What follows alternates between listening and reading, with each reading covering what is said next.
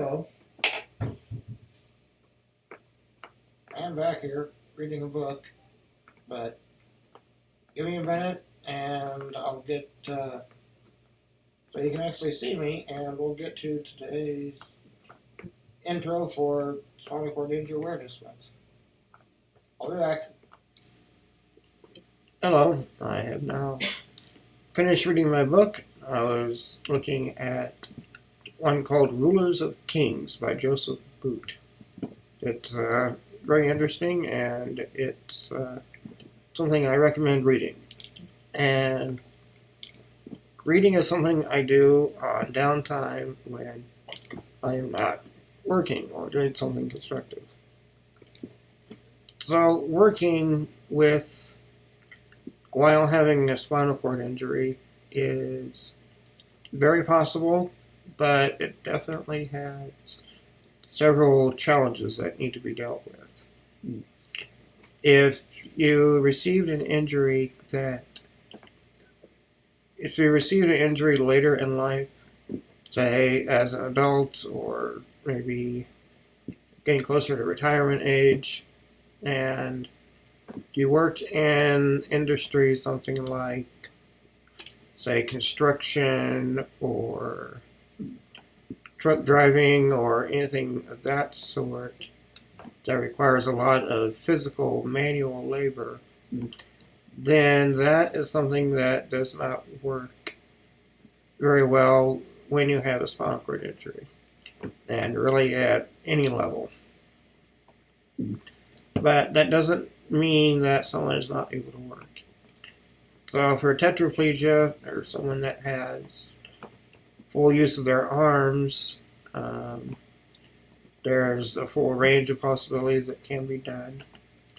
But also for quadriplegia, like myself, then there are still options, but they're a little bit more limited.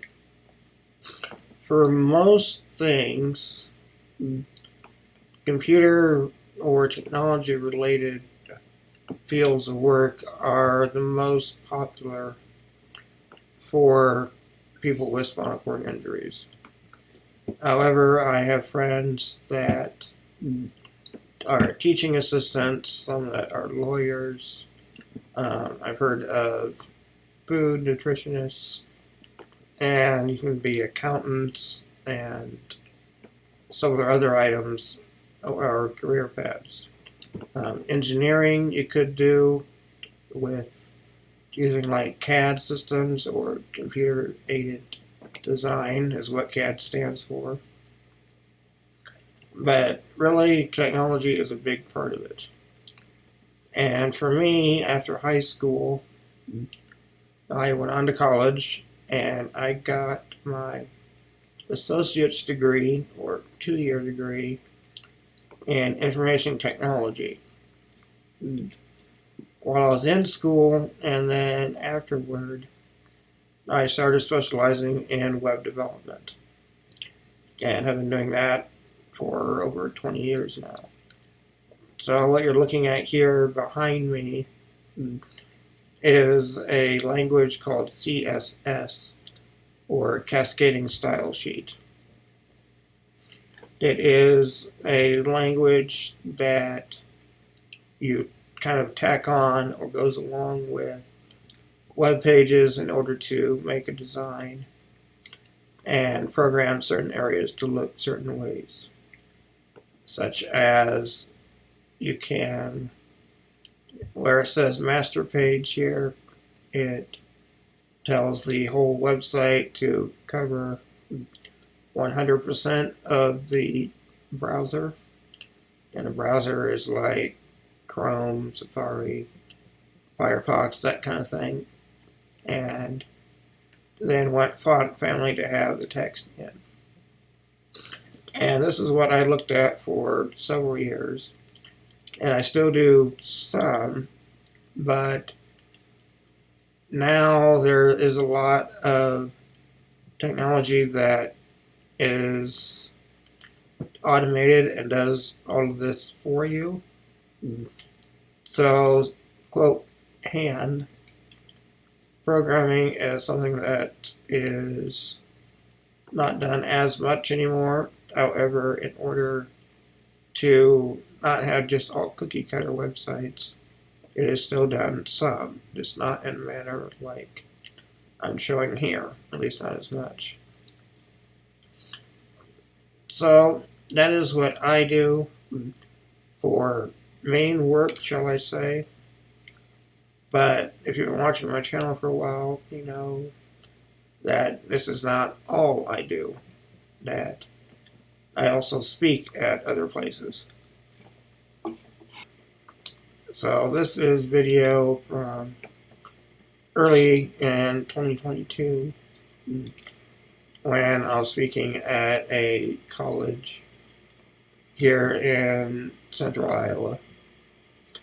And I've been doing this now for about 12 years, as well as speaking at grade schools, and I'm also licensed to be a substitute preacher. So I like to keep busy, to say the least. I'll give the link to this in the description or up here on a card up on the very top side. But the tricky part about working when you have a significant disability or spinal cord injury, such as I have, is funding. So, as I said in an earlier video on insurance, part of my funding resources come through a state program called Medicaid, or Title 19, specifically for Iowa. And with this, it has very strict requirements for income and what you can own and everything of that sort. Also, I utilize a program called CDAC, which is called Consumer Directed Attendant Care. And this program has very specific regulations on what my caregivers are helping me with and how much time is allotted for each item and so on, such as setting me up on a computer and helping with every part of daily living. And work is something that is very much frowned upon with this, and also working to earn some kind of living wage is also very difficult with my Medicaid programs. So, in general, Medicaid wants it so that you never have more than $2,000 in your bank account and any savings or any kind of retirement. Any place that you can save funds cannot be more than $2,000, which translates to making $24,000 in a year. And I haven't calculated that out for quite a while, but that is a fairly low wage, at least here in the U.S. So if I do calculate it here while we're looking at it, that is $461 a week, which, if I divide that by a 40-hour week, is basically $11.54 an hour. So it's not quite as bad, actually, as I was thinking, but many jobs in the U.S. pay more than that per hour. And Therefore, I cannot go over that or I lose everything. And there are ways that you can work while using these state programs. And I have one friend that does this, and she is a lawyer. And with a program that allows to work, you can have up to $5,000 of assets to your person. Which that is better, but it can still be a factor that you really need to pay attention to, especially for higher end jobs like, say, being a lawyer. So I do very little of paid work, actually. So I do web development, and for a while I was working for about 70 clients. And then I was doing okay, that I had paid work of maybe around 14 hours a month, which that's less than half-time or part-time work a week. But I was still working for myself, or working. My business is not owned by me because of, again, regulations, but it was doing something.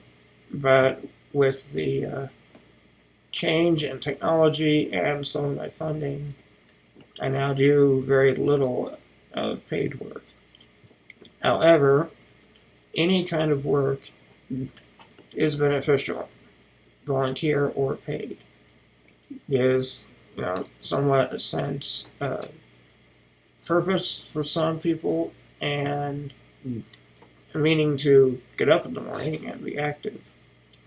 So for me, I volunteer with a lot of web work. I think in August I did something like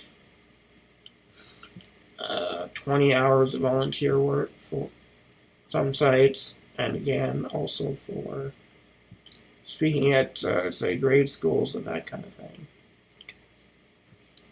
So working with it when you have a spinal cord injury, there are several options, and again, you don't necessarily have to be paid, and sometimes it's better if you don't because of regulations.